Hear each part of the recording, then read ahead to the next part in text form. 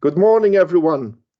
Welcome to the European Educational Leadership Week.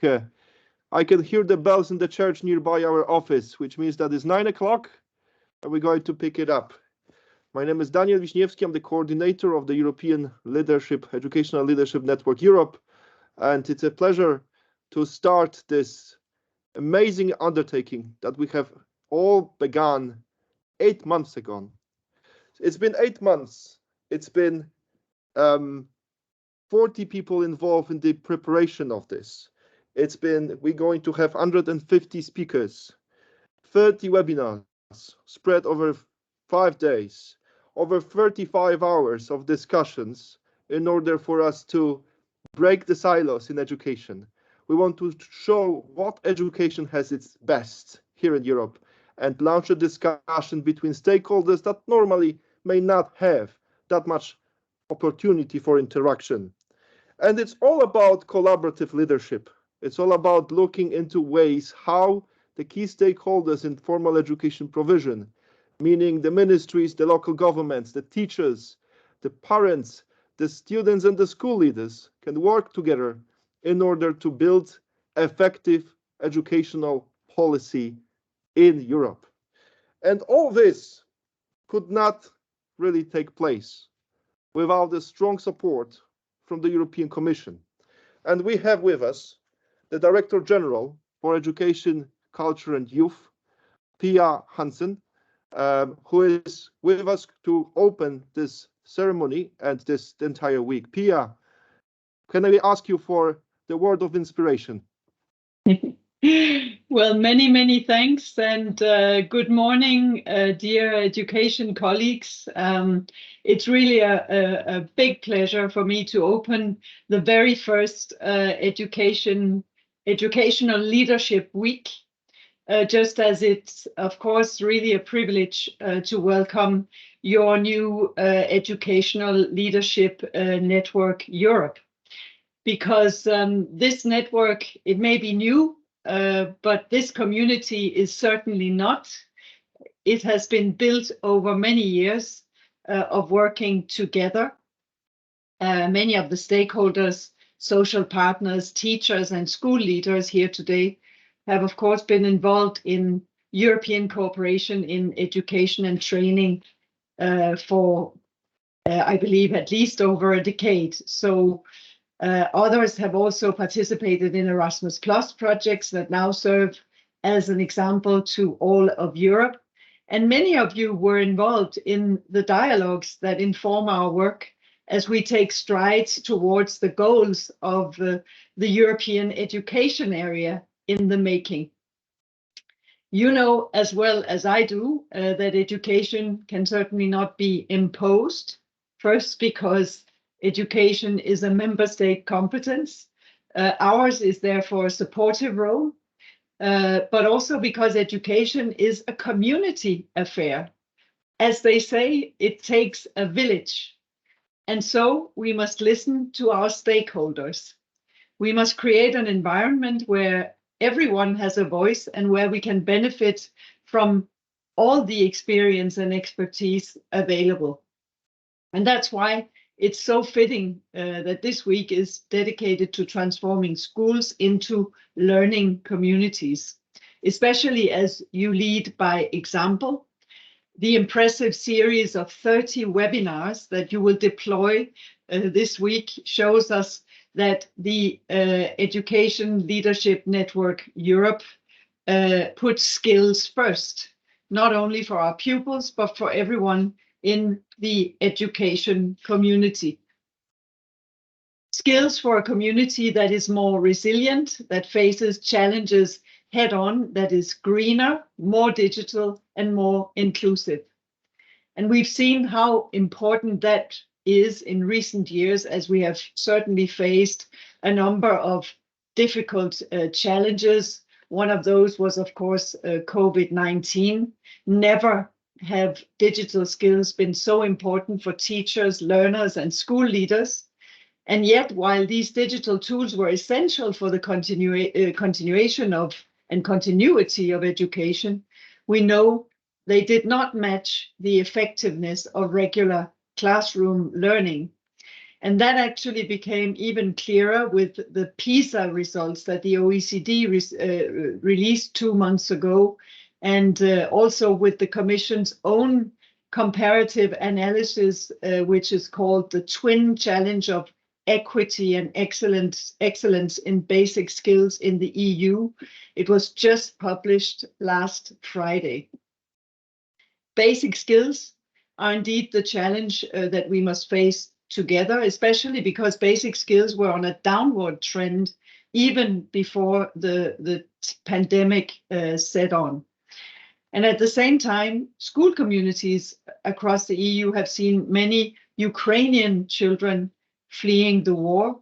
So welcoming them, providing a safe environment to keep learning was also not an easy task, but our education community did it nonetheless. And these challenges highlight the importance of a very responsive education community, a prepared community with teachers and school leaders that are ready, because teachers play a fundamental role to make sure that no learner is left behind. And they so often can be the glue that sticks the learning communities together through their dynamism, their creativity, and their dedication. Unfortunately, we know there's a crucial need to tackle teacher shortages. The 2023 Education and Training Monitor that we have published give us a sobering picture of this challenge, a challenge that puts at risk the ability of learning communities to tackle all other challenges. And that's why, when invited to set the policy background at your kickoff meeting in September, we suggested to your network to dedicate your very first year's work to making teachers' careers more attractive. And this is another complex challenge. It entails investing in teacher training, both initial and continuous. And it requires support to teacher well-being, as well as improving teacher career prospects. Answers require a systemic approach, something that was also underlined by several experts at the meeting of the Directors General of School Education, organized by the Belgian presidency that I attended last week. For our part, we want to provide education systems and stakeholders with as many tools and resources as possible. For example, that has been the rationale behind the creation of the Erasmus Plus teacher academies. These alliances of teacher education institutions explore many of these challenges, from digitalization to inclusion, further equipping our teachers with the skills that they need to succeed. And it's also the reason behind the emphasis placed on teacher mobility under Erasmus Plus. And of course, it's been a compass as we provided guidance to member states, for example, for the development of frameworks for school education careers. So, dear colleagues, we need to act fast and we need to act together. EU institutions, together with member states, stakeholder organizations, social partners, and everyone else involved in this network, bringing together researchers, practitioners, and policymakers. And we really rely on your invaluable expertise as experts. The co-creation of the European education area depends on this feedback that you can give us, and I would also like you to invite you to take part in the open public consultation on the European education area interim evaluation that will soon be launched. We want all your voices to be heard. And in the meantime, I really look forward to this week and to all the ideas and policy recommendations that result from your important work. So I wish you a wonderful and productive week. Thank you very much. Thank you very much, Pia. Indeed, education is going through tremendous change. We can see that in all kinds of data that we can collect from different sources. Recently, we just had an opportunity to see the PISA results, which indeed indicate a downsizing or downturning trend, which indeed started even before. And it really indicates, of course, we can blame a little bit the COVID situation, the fact that we had our schools closed for at least 18 months. But at the same time, many of those trends has started before that. And it seems that we will have to think about a new way of education. And this event is really about that. It's about meeting together. It's about bringing the practitioners. It's about talking to the researchers. Is about bringing the research into practice and turning the research, the evidence that we have, into practical solutions. And that's all about the European Educational Leadership Week. Right now, we're going to show you a video, a beginning video for to show you a little bit and maybe to introduce to some of you who have not been that much involved in the preparation of this week, the effort that we have done and the introduction to everything that will happen over the course of next 5 days.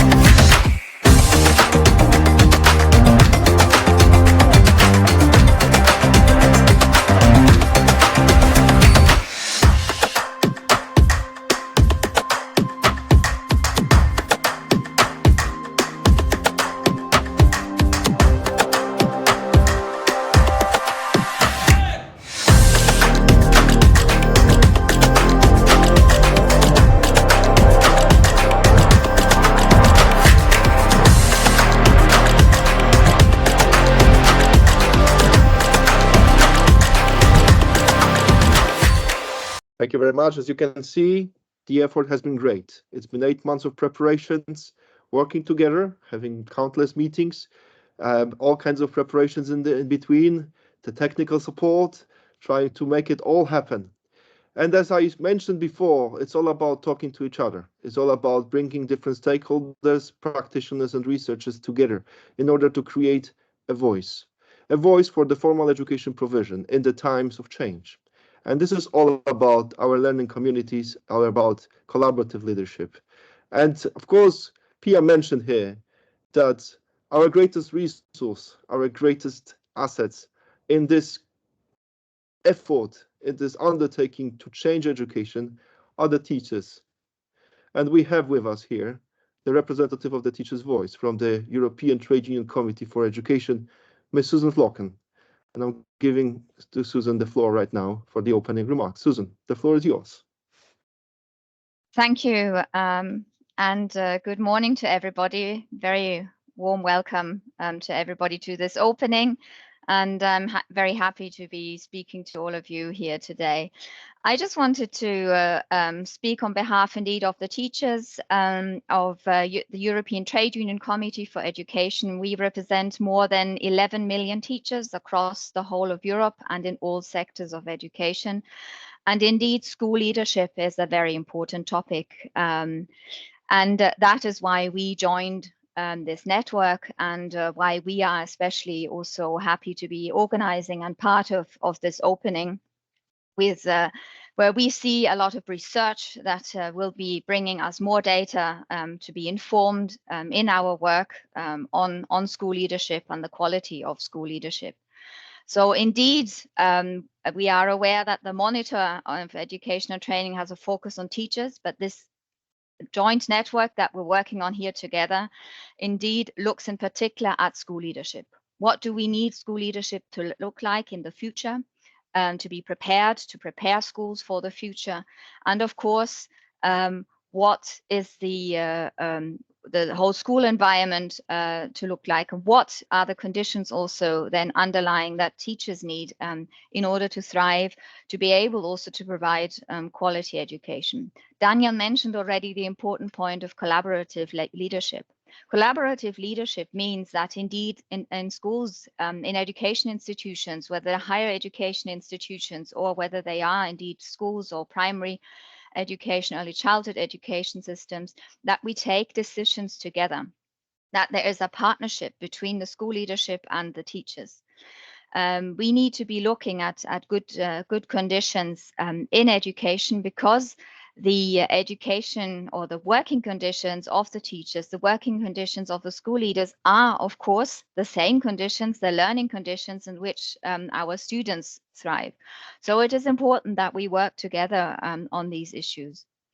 When we talk about the attractiveness of the career and of the teaching profession, we are also talking about the attractiveness of the career of school leaders. We see that there is also indeed a shortage amongst school leaders in schools. So what do we need to be looking at? Very big issues that we are aware about are the issues of working time, having the time to adapt to changes, having the training, initial teacher or initial training, but also training throughout the career on the issues that are at stake, and where the teachers, the school leaders have needs. It's about looking at the workload. We see more and more that the career in education is becoming unattractive because there's a very high workload. The work-life balance is not in place anymore. So we need to be addressing these issues jointly, also in this project. And then, of course, one of the important issues is about decent working conditions, but also decent pay and pensions. And this is indeed, these are issues that are important to address, as we see in particular from the trade unions. Now, we stand ready and we are very happy to be part of this project as recognized European social partners, together also with EFI, to be addressing this topic, to be part of this project, because we think that indeed collaboration and cooperation are important. And we also think that these topics that we address in the European social dialogue, where we also address school leadership, are important to share also with other stakeholders, even though we indeed do address the topic in particular in our social dialogue as employers and trade unions. So what I want to make a stake for here is to say, when we talk about education issues, then bring on board the teachers, bring on board the teacher unions, because they are the practitioners. They know what the situation is on the ground. And so, yeah, we should be included and part of the processes. So I'm very happy to be here and to be part of the leadership team of this project, together with EFI, ESHA, and indeed other partners. So looking forward to this exciting week. Thank you. Thank you very much, Susan. Indeed, this project and collaboration in the school would not be possible if we would not have with us the key stakeholders. Well, I call them the Big Five. I'm called them the Big Five because I think without them, really, the school makes no sense. In this Big Five, I always include students, because ultimately the schools and the education is really for them. I include the parents as the primary educators of our children. I include the school leaders, the ones that actually lead the institutions in practice. They are the ones that implement policies, and they are the ones that have this leadership of in the school context.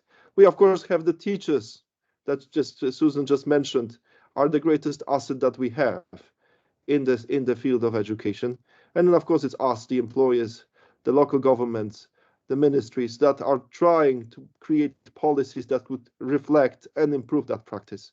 And all together here, we are today in this network, in these opening remarks. Coming back to the leadership though, this event would not make sense if we would not have a representative from the school leadership networks, from the European School Heads Association. We have with us Petra van Haren, who is the director of ESHA. Petra, please, some words of inspiration. Yes, thank you, Daniel, and welcome everybody who is here this morning. The European School Head Association actually confirms what Susan already said, that there is a huge shortage of head teachers as well. The Netherlands, where I come from, the percentage is running up to 15%, which means that 1 in almost 20 schools does not have a school head, which is a terrible thing to actually see, because teachers need school heads need teachers.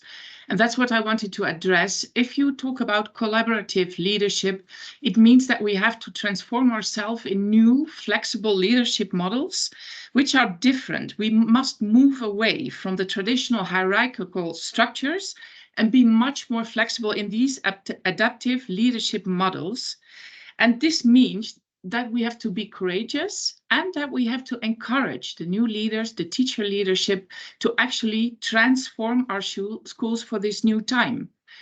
Now, there are several forms in how you can do this, but it actually means that working together in a dialogue like school head to school head or school head to teacher, but also schools to parents, students who have really a need of agency to be involved in what happens in the school policy. It is up to the leadership to give everybody a place in this discourse, in this dialogue, so together we can change and transform the leadership that is necessary to actually perform this. Now, ESHA represents or actually connects school head organizations in 28 countries, and we see everywhere that the context is different. But in the school, actually, the context is not so different. We have a team of teachers, there is a school head, there are students, we have the parents around us, and all of us have to work together. And this means that we have to create communities where educators can engage ongoing professional development, where we actually engage and help each other to grow in learning and working together. And that can be done by teacher collaboration platforms, school head collaboration platforms. You can create cross-disciplinary teams, for example, with youth care or even with the corporate companies around you. You can really focus on student-centric approaches where you shift to the student needs and involve them in decision-making processes. You can aim for a global or local or European collaborations where you actually enhance and reinforce each other. But one of the most important things is to engage also the community, because we address our problems together and our youth faces everything that also Pia Hansen just mentioned. We have to do with immigrants. We have a transforming world, the digitalization. Everything is happening around us. And our students live in this world. And only by engaging them in finding a place in this world, we can actually work together on this. Nevertheless, we also need the data-driven decision-making, and we need to have a culture of trust to do this. So altogether, it means if we can have a flexibility in leadership and actually let go the old models where we speak of top-down or bottom-up, but really try to create a dialogue which focus on enhancing the quality of education, I and a lot of school leaders with me are convinced that we can do it together, because we all need to be there. The employers need to be there, the school heads need to be there, the teachers, the parents, the students, but the collaboration and how we do this and how we actually take each other seriously, that is one of the keys to actually enhance our education. Now, we have about 135,000 school heads that are connected through ESHA. We try to have this dialogue, but we also find it difficult, because dialogue in such huge groups is one of the most difficult things to do. And that's why I think this kind of webinar weeks, as we have with ELNE, are important, because only when we send out our messages and we all try to think about it, maybe later after coffee, as you may have on your desk like me, only then we can transform things together. I thank you very much, and I hope to see you many times in this wonderful webinar week. Daniel, I give you back the floor. Have a very nice week. Thank you, Petra. Indeed, everybody has a coffee, and thanks to the digital revolution, we are able to run this kind of events sitting in our offices. You're probably somewhere in the Netherlands. I am myself in Brussels, and we can discuss education, and that's the most important thing. You mentioned here about the culture. We're discussing this culture already for many, many years, of how can we really create a culture of leadership that would help us to bring every stakeholder on board. Because the school is not just a building, and it's not just a place of the learning and teaching. It actually is an entire community. It's a place where the entire community can be enriched and has to be involved. And that's why we also need all kinds of other stakeholders, primarily the parents, primarily the students, but the school leaders as well. Now, we're moving on. to the representative of the students here. We have with us Gilda Isernia from OBESU, from the Organizing Bureau of the European Secondary School Unions. And Gilda is here, the voice of the young people, of the students, who probably wants to be and should be more involved in the design of the entire learning process, because ultimately the learning process is really for them. Gilda, the floor is yours. Thank you, Daniel. And good morning, everyone, from Brussels, and actually from the EESC, which is the place where we first originally met for the ELNE kickoff meeting in September this year. My name is Gilda Isernia, and I am Project and Policy Coordinator at OBESU. As Daniel already mentioned, OBESU is the Organizing Bureau of European School Student Union, which is an umbrella organization for over 30 democratic, independent, nationwide student union representing students of general secondary education and vocational education and training. And as such, we represent the largest stakeholder group in the education system across the EU.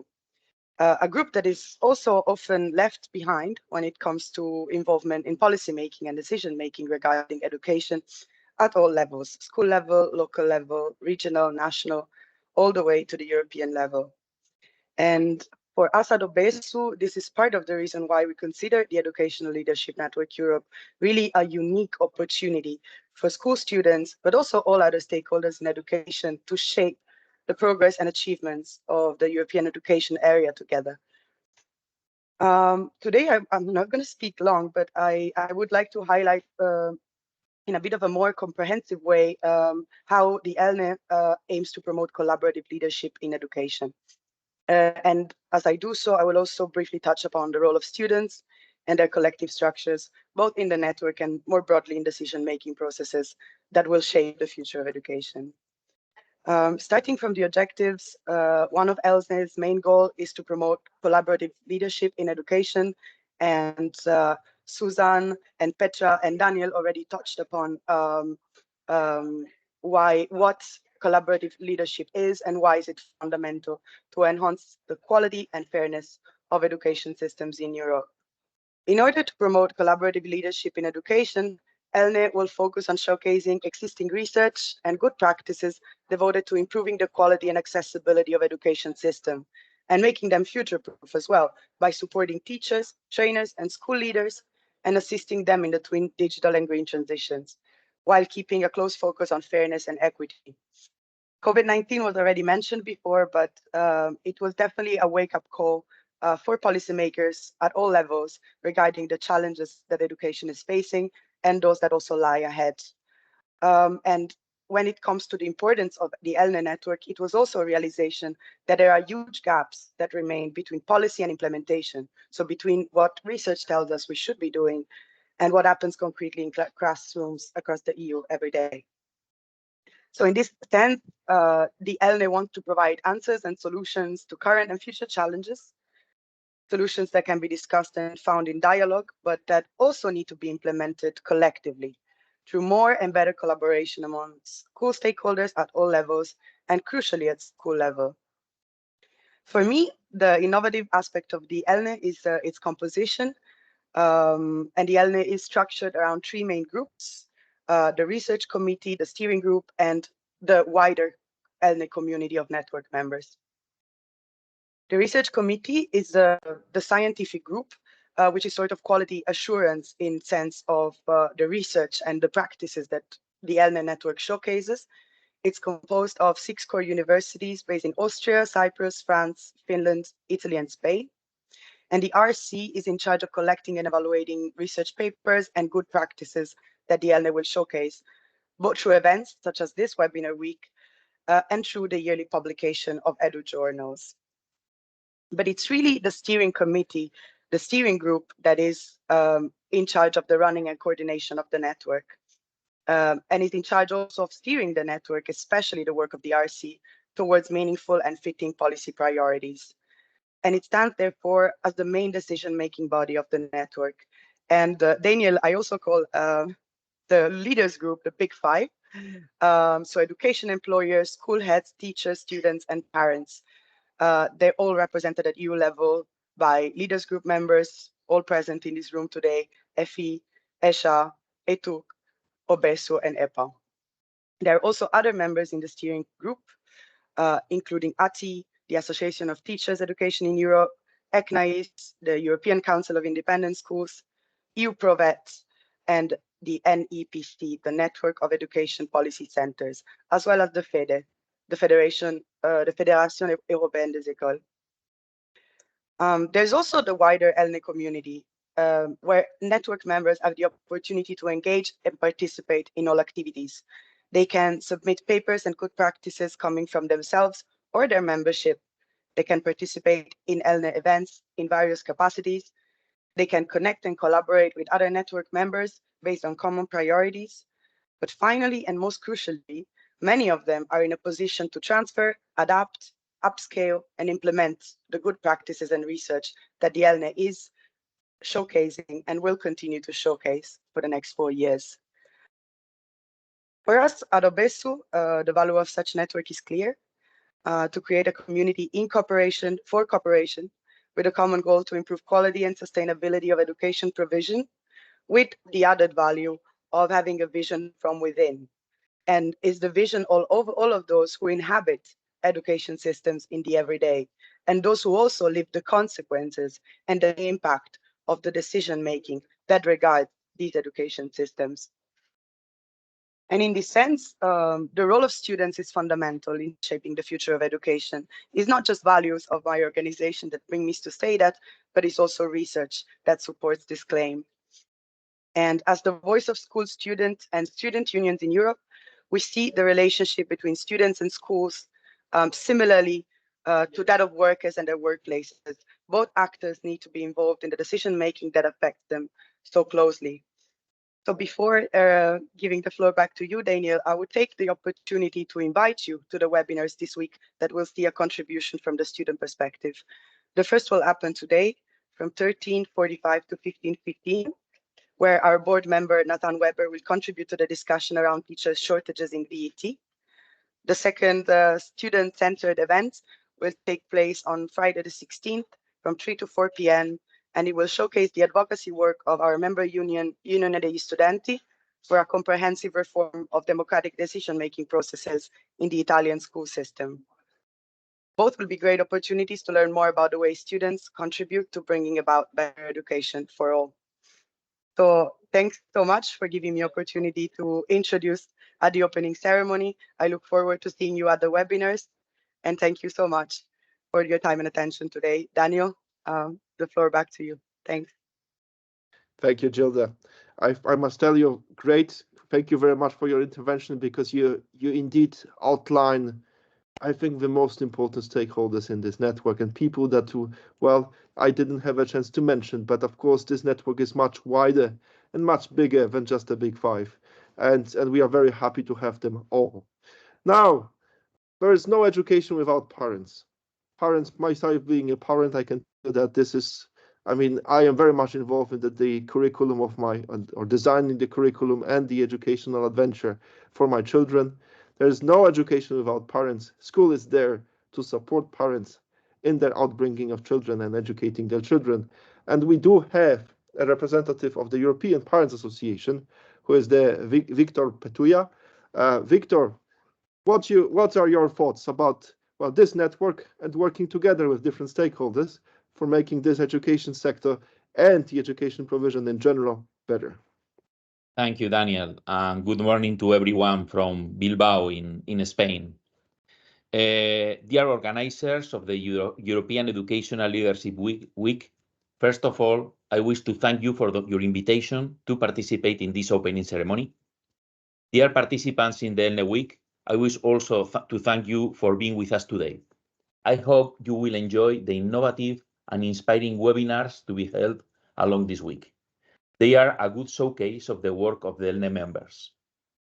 For the European Parents Association, EPA, events like this increases our motivation to work each day in favor of parents and to increase the impact of parents' priorities in the national and European educational policies. Since its foundation in 1985 as an umbrella association for national and regional federations of parents' associations, EPA has tried to support the creation of parents networks, fostering the cooperation and exchanges of good practices between its members. The main purpose of EPA is to represent and give to parents a powerful voice in the development of education policies and decisions at European level. In the field of education, EPA aims to promote the active participation of parents and the recognition of their central place as the primary responsible of the education of their children. However, we also believe that the challenges that education is currently facing cannot be successfully tackled only at school or at home. Real and effective collaboration between different stakeholders is necessary to overcome these challenges. During the pandemic, parents and teachers became to appreciate more the work that the other was doing. But also, we realized that the schools that worked in the past, in order to build a strong learning community, have been more successful to cope with the current difficulties. And this cannot be done without effective collaboration between all the actors involved. At EPA, we believe that there are some key points that we need to focus in the coming years in order to achieve this objective. Involvement of parents in the design of the school curricula at national or regional level. Participation of parents in the design of more experiential learning activities to be developed not only at school, but also at home, that go beyond the concept of formal education. Allocating the time and economic resources to allow teachers to meet and work together with parents regularly, to exchange views and to share common problems and difficulties. Adequate tutorial and mentoring plans should be developed in order to help each student, taking into account his or her strengths, weaknesses, and specific personal circumstances. Also, adequate parental training programs need to be developed in order to allow parents to acquire the needed parental skills. Finally, for parents to be active members of the learning community, adequate public policies are needed to balance family and work. In this aspect, there is a big gap between the European countries that needs to be narrowed. In consequence, to work together towards sustainable education systems, EPA promotes parents as key stakeholders in the development of educational policies. We firmly believe that all these policies should include the parent's perspective to be effective. Before finishing this speech, I would like to remember you that parents need encouragement and support. Please do not blame active parents for impacting on the learning of their children. Rather, help all parents to do so. Thank you very much. Thank you, Victor. I must tell you, I'm the active parent, and sometimes my school even reminds me about this, that I'm an active parent, and they may not be happy about it. But I couldn't agree more that active parents is actually what we need. I think that most of the schools would actually suffer from the parents or lack of involvement of parents in the school community. And thank you very much, Victor, for this opening words. Now we are about to close this opening ceremony, but before that, we're going to just remind to everyone, in case you have not registered yet for any of the webinars, we're going to show you a little bit what is really on the schedule, because of course this richness of this network and of course every single member of this network has been working tirelessly in order to provide this extraordinary week with a great number of events. So I'm kindly asking our supporting team here for putting it on the screen. In case you have not registered yet, you can still do that. You can go to the ELNEnetwork.org website, where you can find the entire outline of our events. It's from the 12th and the 16th of February. And of course, in order for you to receive a link to join us, you need to register, I'm afraid. So that's very important. Now, just a very quick overlook. What is it that we're going to be doing for the next 5 days? On Monday, we're going to focus on the teachers. We're going to talk about the attractiveness of the teaching profession, about the collaborative governance in early childhood and care, vocational education and training, and higher education. We're going to, on Tuesday, we focused on innovative learning, where we will have a number of practice corners from different teaching practices and learning communities. We want to show the grassroots. We want to show those that inspire us in their daily work as teachers on the ground. On Wednesday, we have the research corner. It's a day for the researchers. It's the day for the professors from the university, for teacher trainers, who will be explaining to us and showing to us their innovative research in the field of education. We're going to have a discussion about the learning environments, evolution of the teaching profession, and the teacher shortage. We will have some talks a little bit about the international teachers and potential transformation of schools, and the role of the collaborative educational leadership to support well-being of adult learning education. On Thursday is a digital day. We have the International Digital Learning Day, and therefore, because of that reason, we're going to focus it on digital education and digital learning. Digital learning communities to support leaders and teachers in change. This is going to be our first webinar. Then we're going to talk about the challenges of the old learning methods, because of course, I think one of the difficulties that we face in our everyday work is that we are trying to kind of fit in the digital tools into the old ways, and somehow often it is actually not connecting to each other. So we're going to talk about that. We're going to talk about educational technologies. We're going to talk about the companies that are entering into this sphere.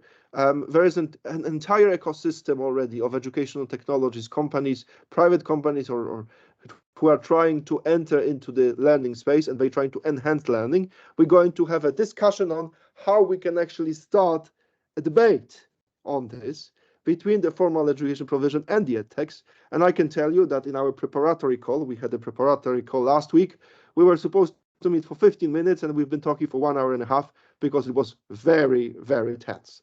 So I'm certainly looking into that. On Friday, we're going to have a discussion about the school leaders in independent schools as creators of learning environments. I think independent schools are very important sector in our education, and we should never forget them. We will have a Education for Climate Coalition in the discussion, and the fight for the meaningful student representation in Italian schools as a case study. Now, in this leadership, so the big five, we're going to meet again on Friday as well, between 10:15, 11:15, to discuss and to conclude this entire event, to see what we have learned. And that's for all of us here. We're going to take our pencils and pens. We're going to write down everything that we've been listening to, so we can conclude it on Friday at 10:15. I'm going to be asking you difficult questions, what you have learned, and you will have to answer that. Until then, remember, it's not too late to register in case you have registered just to some of our webinars and you would like to join the others. This is the full schedule, is on the website, elnenetwork.org. You can register there. And for the time being, we're going to have a 15 minutes break so we can grab a coffee and come back to us for the discussion about the attractiveness of the teaching profession, which will start at 10 sharp. Yes, see you then. Get some rest, get the coffee, stretch, and come back to us in 15 minutes.